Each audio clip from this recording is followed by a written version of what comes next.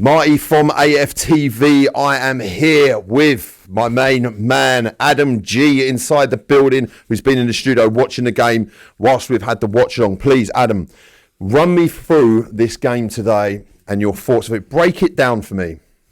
To be honest with you, I mean, I think obviously there's a lot about wanting to play champagne football, but if you look back at the 03-04 season for Arsenal where they won the title, there are a lot of uninspiring performances. 1-1 against Portsmouth, other games like that where we weren't brilliant, but we actually got the results that we needed to win the league. And I think obviously it's not very inspiring watch at the moment, but obviously if you look at the game and the final result, clean sheet, 1-0, 3 points. It's as simple as that in a certain sense.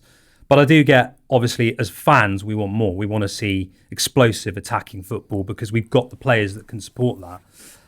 It was a bit of a strange game, to be honest with you. I think the penalty decision just was baffling. Let's go into the VAR quickly before we break the game down. Let's go into the VAR decision. What your thoughts and feelings around that were? Get rid of VAR.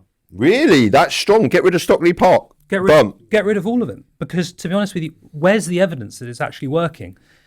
Everyone's talking about this whole statement, clear and obvious. We got a penalty against Newcastle. There was a lot said about that. We got a penalty today. Was it a clear and obvious error by the referee on either of those decisions? I would argue no. He's gone away. He's gone to have a look at it. And when he goes over to the monitor, he's going to overturn it. Everyone knows that.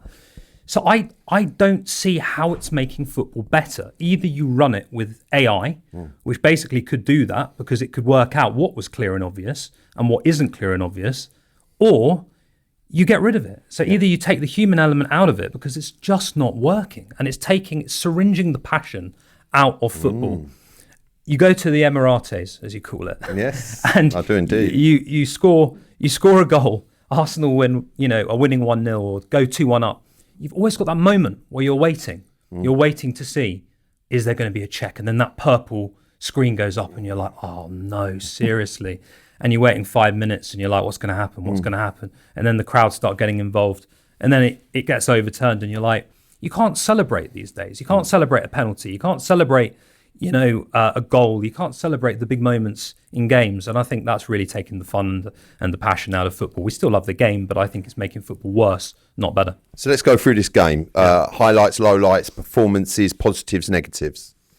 The positives has to be Saka grinding out 1-0 win. Obviously, Trossard's knee, because Trossard's knees put the ball in the net, which got us 3 points. So that's definitely a positive today. And our defence. Our defence is probably the best defence we've had in about 20, 25 years. It's got to be. I mean, those players, Gabriel, Saliba, they encourage that sort of positive confidence. They're hungry to defend. They love defending, and you can see that. It's a very tough ask to put the ball in the Arsenal net for other teams. So that's a definite positive. I think the negatives are we're still playing with the handbrake on. I'd say we weren't really more than second or third gear today, but it got the job done, and that's a major positive. You look at that game, no one's going to care in 10 years' time if we win the title. They're not going to look back and go, oh, Arsenal didn't play that well in that 1-0 win against Fulham. Yeah, it's you're right. Not how football works. So it's a 1-0 win, it's 3 points, and we've got to be very, very happy with that. So that's a major positive. And I'm going to ask you the same question that I've asked everyone else. We've got Atletico Madrid on Tuesday evening in the Champions League. It's going to be a big game at the Emirates under the lights. This is what football's about. Let me know what you think about, how we progress, how you see this game playing out.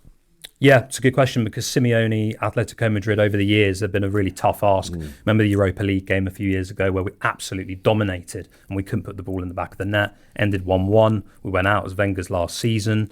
So I think we're going to have to score first because I think if they score first, they're going to put up all of the low blocks. They're going to play this sort of tactical football, rolling over on the ground, taking time out. They'll play very, very tactically and they'll look to frustrate the Emirates crowd. So we have to go 1-0 up for me to win that game. I think if we go 1-0 down, it's going to be a very, very tough ask. But I've got to be positive. I'm wearing my Arsenal hat. So, I'm going to go with a 1-0 win. I think we can win it 1-0. But I think it's going to be a very tough game for sure. Lovely. Well, look, thank you very much, Adam. You've been an absolute legend, and thank you for coming to the studio to watch the game. You heard it there first. Let us know in the comments whether you agree with Adam's take on the game. Please check out Forever Arsenal. That is coming on Monday. It is going to be epic. I've been Marty. He's been Adam. This has been AFTV signing out.